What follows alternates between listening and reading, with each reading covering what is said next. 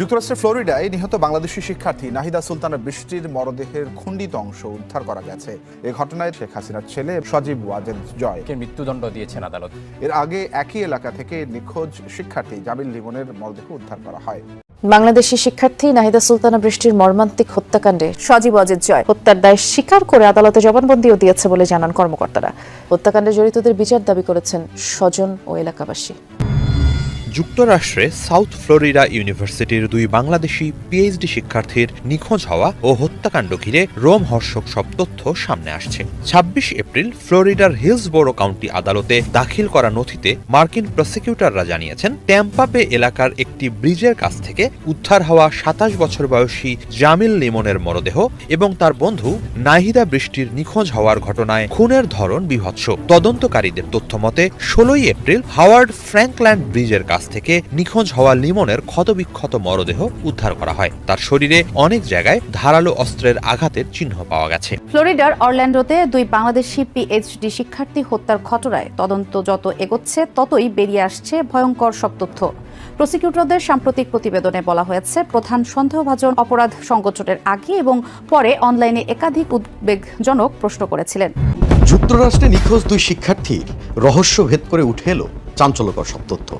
১৭ April নিখোঁজ হন যুক্তরাষ্ট্রের ইউনিভার্সিটি অফ সাউথ ফ্লোরিডার দুই শিক্ষার্থী নাহিদা বৃষ্টি এবং জামিল লিমন। কয়েকদিনের মধ্যেই এই নিখোঁজের ঘটনা রূপ নেয় এক চাঞ্চল্যকর হত্যাকাণ্ডে।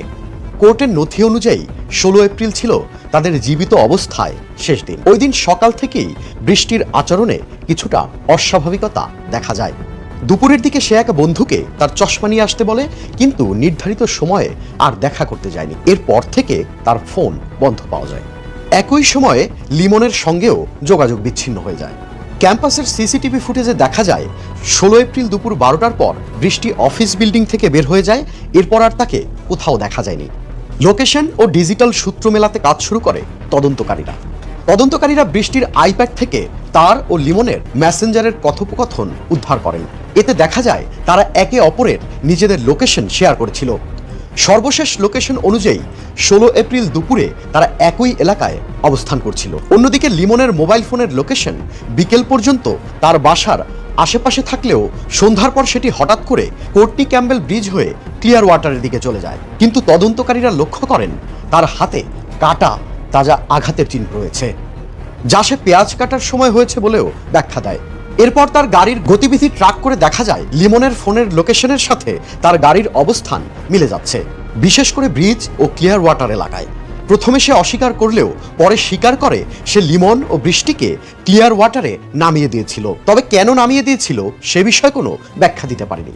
এরপর অ্যাপার্টমেন্ট ও ডাম্পার স্টারে মিলল গুরুত্বপূর্ণ সব প্রমাণ। তদন্তকারীরা লিমনের অ্যাপার্টমেন্ট তল্লাশি চালিয়ে রক্তের দাগ পরিষ্কার করার চিহ্ন এবং টেনে নেওয়ার মতো প্যাটার্ন খুঁজে পান।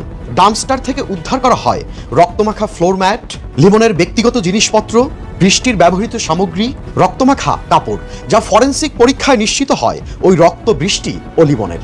এছাড়া অ্যাপার্টমেন্টে বৃষ্টির জুতো ও আইডি কার্ডও পাওয়া যায়, যা প্রমাণ করে নিখোঁজ হওয়ার আগে সে সেখানে উপস্থিত ছিল। এরপর ডিজিটাল ফরেনসিকে বেরিয়ে আসে ভয়ঙ্কর সব পরিকল্পনা। ফোন বিশ্লেষণ করে পাওয়া যায় হত্যার আগে সে অনলাইনে দেহ গোপন করার উপায় খুঁজছিল। ট্রাশ ব্যাগ, ডাস্ট টেপ সহ বিভিন্ন সরঞ্জাম আগেই কিনেছিল। ব্রিজ এলাকায় গাড়ি চেকিং হয় কিনা এমন সার্চও করেছিল ডারবিহে। এই তথ্যগুলো ইঙ্গিত দেয় ঘটনাটি ছিল একদম পরিকল্পিত। ২৪ এপ্রিল ব্রিজের কাছে একটি কালো ট্রাশ ব্যাগ থেকে উদ্ধার হয় লিমনের মরদেহ। মেডিকেল রিপোর্টে বলা হয় তার শরীরে একাধিক ছুরিকাঘাত ছিল, এমনকি তার হাত পা বাঁধা অবস্থায় ছিল। গভীর আঘাতে তার অভ্যন্তরীণ অঙ্গ প্রত্যঙ্গ ক্ষতিগ্রস্ত হয়। এটিকে সরাসরি হত্যাকাণ্ড হিসাবে চিহ্নিত করা হয়েছে। অন্যদিকে বৃষ্টির কোনো সন্ধান এখনো পাওয়া যায়নি, তবে তদন্তকারীরা মনে করছেন তিনিও একই ঘটনার শিকার হয়েছেন। লোকেশন, ডিজিটাল ডাটা, ফরেনসিক প্রমাণ ও আচরণগত অসঙ্গতির মাধ্যমেই ধীরে ধীরে উন্মোচন করেছে একটি পরিকল্পিত ও নৃশংস হত্যাকাণ্ডের চিত্র। যুক্তরাষ্ট্রে সাউথ ফ্লোরিডা ইউনিভার্সিটির দুই বাংলাদেশি পিএইচডি শিক্ষার্থীর নিখোঁজ হওয়া ও হত্যাকাণ্ড ঘিরে রোমহর্ষক সব তথ্য সামনে আসছে। ২৬ এপ্রিল ফ্লোরিডার হিলসবোরো কাউন্টি আদালতে দাখিল করা নথিতে মার্কিন প্রসিকিউটররা জানিয়েছেন, ট্যাম্পা বে এলাকার একটি ব্রিজের কাছ থেকে উদ্ধার হওয়া ২৭ বছর বয়সী জামিল লিমনের মরদেহ এবং তার বন্ধু নাহিদা বৃষ্টির নিখোঁজ হওয়ার ঘটনায় এবিসি নিউজ, এপি নিউজ সহ বিভিন্ন সংবাদ মাধ্যমে প্রকাশিত প্রতিবেদনে বলা হয়েছে, খুনের ধরন বীভৎস। তদন্তকারীদের তথ্য মতে ১৬ এপ্রিল হাওয়ার্ড ফ্র্যাঙ্কল্যান্ড ব্রিজের কাছ থেকে নিখোঁজ হওয়া লিমনের ক্ষতবিক্ষত মরদেহ উদ্ধার করা হয়। তার শরীরে অনেক জায়গায় ধারালো অস্ত্রের আঘাতের চিহ্ন পাওয়া গেছে। পিঠের নিচের দিকে ছিল একটি গভীর ক্ষত, যা তার লিভার ভেদ করে গেছে। নিখোঁজ নাহিদা বৃষ্টির পরিণতিও একই রকম হয়েছে এবং তাকেও ব্রিজের আশেপাশে কোথাও ফেলে দেওয়া হয়েছে বলে আশঙ্কা প্রসিকিউটরদের। এরই মাঝে নাহিদা বৃষ্টির পরিবারকে এই আশঙ্কার কথা জানানো হয়েছে। তদন্তকারীরা বলছেন, বৃষ্টির বেঁচে থাকার সম্ভাবনা ক্ষীণ। এর পেছনে বড় কারণ হিসেবে তারা লিমন ও হিসামের শেয়ার করা অ্যাপার্টমেন্টে বিপুল পরিমাণ রক্ত শনাক্ত করার কথা জানিয়েছেন। গোয়েন্দারা নিশ্চিত যে সেখানে বড় ধরনের কোনো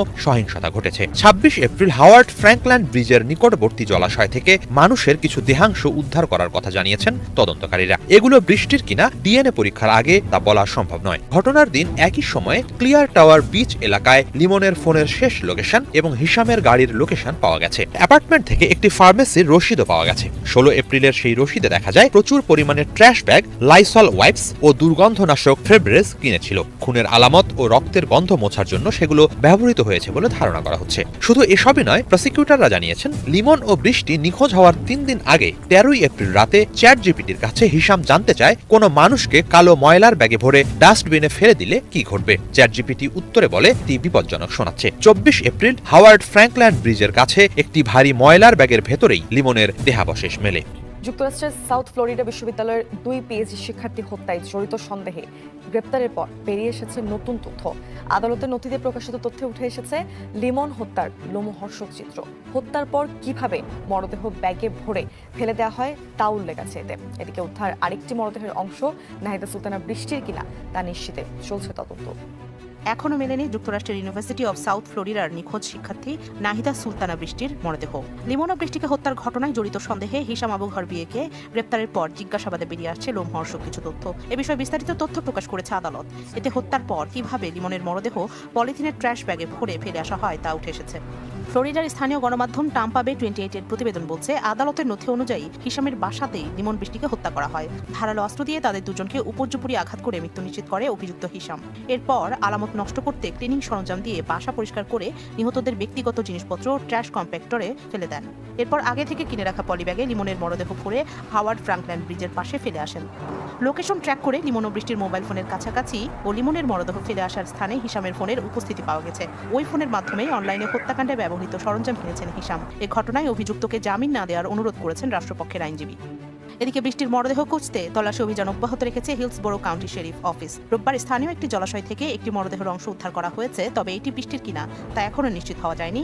লাশ শনাক্তে কাজ করছে পিনেলাস কাউন্টি মেডিকেল এক্সামিনার অফিস। তবে 2 জনের মরদেহ উদ্ধার হলেও তা পরিবারের কাছে হস্তান্তর করা হবে কিনা তা নির্ভর করবে তদন্তকারী সংস্থার উপর, জানিয়েছে ওয়াশিংটনের বাংলাদেশ দূতাবাস।